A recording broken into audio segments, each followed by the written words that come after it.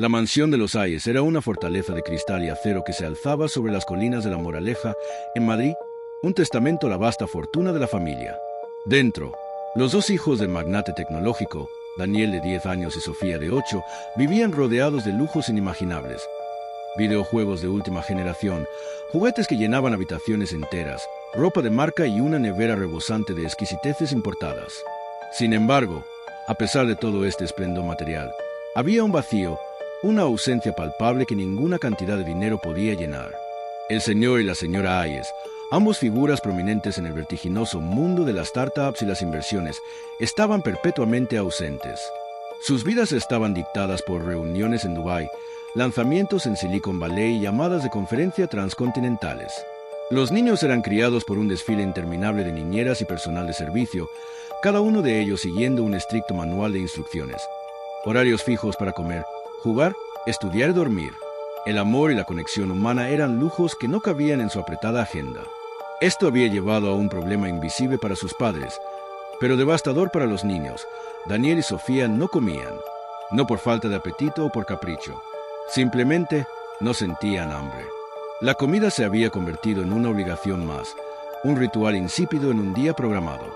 Los platos regresaban casi intactos, las niñeras anteriores se desesperaban, y los padres, informados por reportes diarios, simplemente aumentaban las vitaminas en sus dietas, convencidos de que estaban abordando el problema.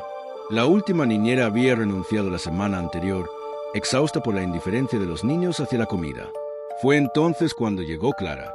Clara no encajaba en el molde de las niñeras anteriores. No venía de una agencia de élite, sino que había sido recomendada por una exmaestra de los niños por su habilidad especial para conectar. Tenía unos 30 y tantos, ojos cálidos y una sonrisa genuina. Vestía ropa sencilla y su mirada transmitía una calma inusual en la frenética mansión. El primer día de Clara fue como los demás. Sirvió un desayuno opulento. Tortitas, frutas exóticas, zumos recién exprimidos. Daniel y Sofía picotearon un poco y luego se levantaron para ir a jugar. Clara los observó en silencio, sin forzarlos, sin sermones. La estrategia inesperada de Clara. Al mediodía, llegó la hora de la comida. Clara no preparó nada. En lugar de eso, después de que los niños se quejaran de que no había nada en la mesa, los invitó a seguirla. Los llevó fuera de la mansión, a una pequeña parcela de tierra que la familia usaba rara vez, más como decoración que como jardín. Allí, Clara ya había dispuesto algunas herramientas de jardinería y unas semillas. «Hoy no comeremos en la mesa», les dijo con una voz suave. «Hoy vamos a plantar nuestra propia comida. ¿Qué les gustaría cultivar?». Daniel y Sofía la miraron con asombro. Nunca antes habían tocado la tierra, salvo para pisotear el césped. La idea de cultivar era ajena a su mundo. A regañadientes, pero intrigados, tomaron las herramientas. Clara, con paciencia infinita, les enseñó a cavar, a sembrar las semillas, a regar con cuidado. Pasaron la tarde bajo el sol de Madrid, con las manos sucias, riendo por primera vez en mucho tiempo mientras enterraban patatas, zanahorias y algunas hortalizas. Al caer la tarde, exhaustos y cubiertos de tierra, regresaron a la mansión. «Estoy cansada, Clara», dijo Sofía, bostezando. «Y tengo un poco de hambre». La palabra, casi olvidada, sonó extraña en sus labios. Clara sonrió. «Vamos a preparar algo sencillo, una sopa de verduras». Pero no usó las verduras del frigorífico. En su lugar, sacó algunas verduras que ella misma había cultivado en el jardín de su humilde casa, traídas en una pequeña cesta. «Estas son de mi propio jardín», dijo. «Son pequeñas, pero llenas de vida». El sabor del esfuerzo. Esa noche, sentados en la inmensa cocina de la mansión, Daniel y Sofía se comieron la sopa de verduras de Clara. No era una sopa sofisticada, pero era diferente. Tenía el sabor de la tierra, del esfuerzo compartido y, para ellos, de algo que se habían ganado. Comieron cada cucharada, sus platos quedaron limpios. Por primera vez en mucho tiempo, sintieron una verdadera sensación de satisfacción. Los días siguientes, Clara continuó con su método. Les enseñó a cuidar el pequeño huerto, a ver cómo las semillas brotaban, a cosechar las primeras zanahorias, a arrancar las malas hierbas. No solo cultivaron alimentos, sino también una conexión con el ciclo de la vida, con el valor del trabajo y la espera. Clara también les enseñó a cocinar con lo que cosechaban, a preparar ensaladas sencillas, a hacer pan casero.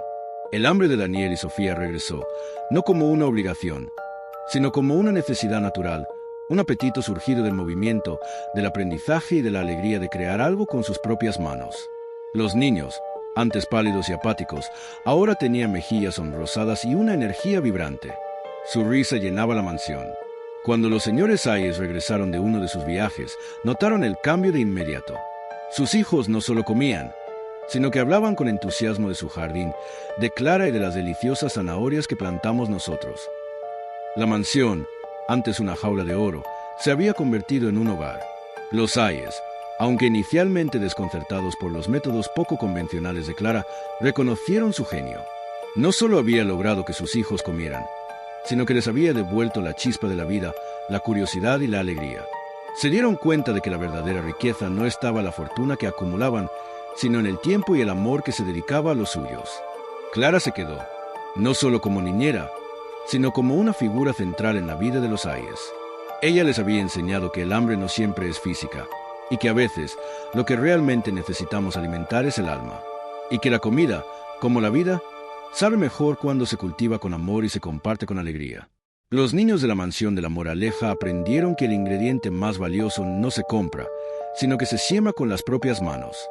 La llegada de Clara a la mansión Hayes no solo resolvió el problema de la alimentación de Daniel y Sofía, fue la semilla de un cambio profundo que transformó la vida de toda la familia. Los señores Hayes, inicialmente escépticos y centrados en sus negocios globales, no pudieron ignorar la radiante energía de sus hijos. Sus mejillas, antes pálidas, ahora tenían un color saludable. Sus ojos, antes apagados, brillaban con una nueva chispa de curiosidad y alegría. La mansión, antes un mero espacio de lujo, comenzó a sentirse, por primera vez, como un verdadero hogar. Impactados por la visible transformación de Daniel y Sofía, el señor y la señora Hayes, habituados a cuantificarlo todo, se vieron obligados a confrontar una verdad que el dinero no podía comprar: la felicidad y el bienestar emocional de sus hijos. Aunque sus agendas seguían siendo frenéticas, comenzaron a hacer pequeños ajustes. El señor Hayes, antes pegado a su teléfono, se encontró pasando 10 minutos cada tarde observando a Clara y a los niños en el huerto, sintiendo la tierra en sus manos por primera vez en su vida adulta. La señora Hayes, por su parte, empezó a delegar más en su trabajo para poder unirse a la hora de la cena, compartiendo las comidas cultivadas y preparadas con las manos de sus hijos. Más allá de la mansión, el impacto de Cultiva tu Vida. Clara se quedó en la mansión, no solo como niñera, sino como una figura central y querida en la vida de la familia. Su influencia se extendió mucho más allá del comedor. Inspirados por su método y el impacto en sus hijos, los Hayes decidieron financiar y lanzar una iniciativa sin fines de lucro a sugerencia de Clara, llamada Cultiva tu Vida. El programa Cultiva tu Vida se dedicó a replicar la experiencia de Daniel y Sofía en comunidades desfavorecidas de Madrid y otras ciudades de España. Crearon huertos urbanos comunitarios en barrios con acceso limitado a alimentos frescos y espacios verdes. El objetivo no era solo proporcionar comida, sino enseñar a los niños y sus familias el valor de cultivar sus propios alimentos, la importancia del trabajo en equipo y la conexión con la naturaleza. Los voluntarios, bajo la supervisión de Clara, instruían a las familias sobre técnicas de jardinería sostenible y nutrición básica. El impacto fue asombroso. Niños que antes se alimentaban principalmente de comida procesada, comenzaron a disfrutar de verduras frescas que ellos mismos habían plantado. Las comunidades se unieron en torno a los huertos, transformando espacios abandonados en puntos de encuentro vibrantes, donde el conocimiento y la camaradería florecían junto a las hortalizas. La iniciativa no solo mejoró la dieta de miles de personas, sino que también fortaleció el tejido social de muchos barrios. Un legado de conexión. La historia de la niñera Clara, los niños millonarios que no comían y el huerto que los salvó, se convirtió en una leyenda inspiradora. Los Hayes, antes conocidos solo por su riqueza, se transformaron en filántropos reconocidos por su compromiso social y su visión humanitaria. Entendieron que el verdadero lujo no era el aislamiento en una mansión, sino la conexión con la vida y con los demás. Daniel y Sofía crecieron, llevando consigo las lecciones de Clara. No se convirtieron en los hijos mimados y desconectados que su educación inicial parecía presagiar. Daniel estudió agronomía y Sofía se especializó en nutrición infantil, ambos dedicando sus carreras a la sostenibilidad y el bienestar, siempre con un pie en el programa Cultiva tu Vida. Clara, con el tiempo, se convirtió en la directora de la Fundación Cultiva tu Vida, expandiendo su misión a nivel nacional e incluso explorando proyectos internacionales. Ella, la mujer sencilla que había llegado a una mansión de cristal para cuidar a 2 niños, había demostrado que los ingredientes más valiosos para una vida plena no se compran con dinero, sino que se cultivan con paciencia, amor y la sabiduría de las manos en la tierra. Su legado fue una prueba viviente de que el hambre, a menudo, es mucho más profunda que la ausencia de comida en el plato.